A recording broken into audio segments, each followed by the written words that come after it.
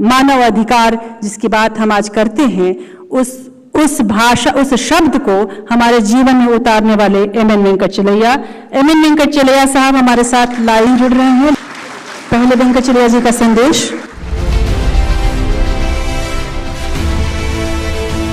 Esteemed and honorable invitees and guests, Srimati Rajshri Rai, Chairperson, Balaji Foundation, ladies and gentlemen, on this memorable occasion, coinciding with the Amrit Mahotsav of our independence, I extend my respectful greetings and good wishes to each of my fellow citizens. I have had the blessing and good fortune to stand witness to the great events, the birth of our republic and its inspiring journey of 75 years. They are very colorful events.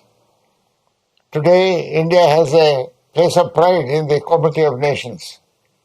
When our great leaders decided to make India a parliamentary democracy of the Republican model with universal adult franchise, the Western press was almost derisive and cynical about its success.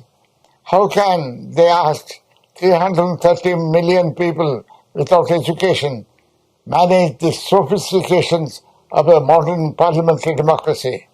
It must go to the credit of the common sense of our people, our common man, the butcher, the baker and the candlestick maker, that at the end of the 60 years, the same Western press called Indian democracy robust, but added that it was also the rowdiest. The debates in the Constituent Assembly rose to spiritual heights. Today, after 75 years, our nation is poised on a very sensitive bend of its history. Science and technology have opened up great opportunities. If not properly utilized, they can create enormous inequalities. Education, healthcare, skill development, livelihoods for a vast majority of our fellow men are the critical issues.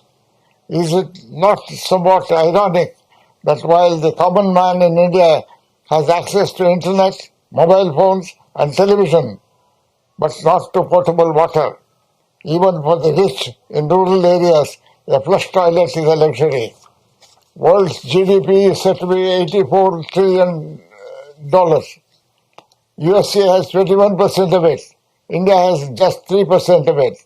Building nation's physical wealth and prosperity is the primary concern. Democracy is not contrary as some economic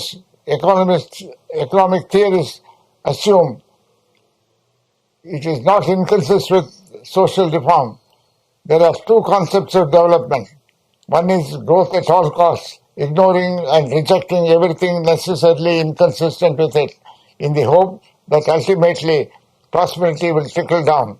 The other is a friendlier version which postulates that social reform will lead to economic progress. Kuznets' concept of GDP does not fully capture the criteria of social well-being. If children are born, GDP will go down. If goats and sheep are born, GDP will go up. Today, every Indian has to commit himself to the enduring values of liberty, equality, fraternity and justice.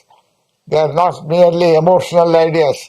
Acharya Kripalani in the Constituent Assembly said they are mystic concepts and should not be seen and treated as mere contentious legal issues and ideas. Our generation has a great opportunity, nay, the moral duty to build a prosperous and happy India, of which each Indian should be proud. Nothing less is acceptable. That is what we owe to each other. That is our commitment to our social contract. With our great inherited cultural treasures of art, architecture, music, dance and drama, they will all enrich our lives. India will enjoy abundance.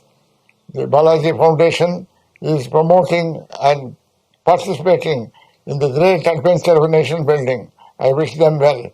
The prediction of Arnold Toynbee was that the chapter which had a Western beginning will have an Indian ending if it is not to end in self-destruction of the human race. We shall all pray for this divine event. Thank you.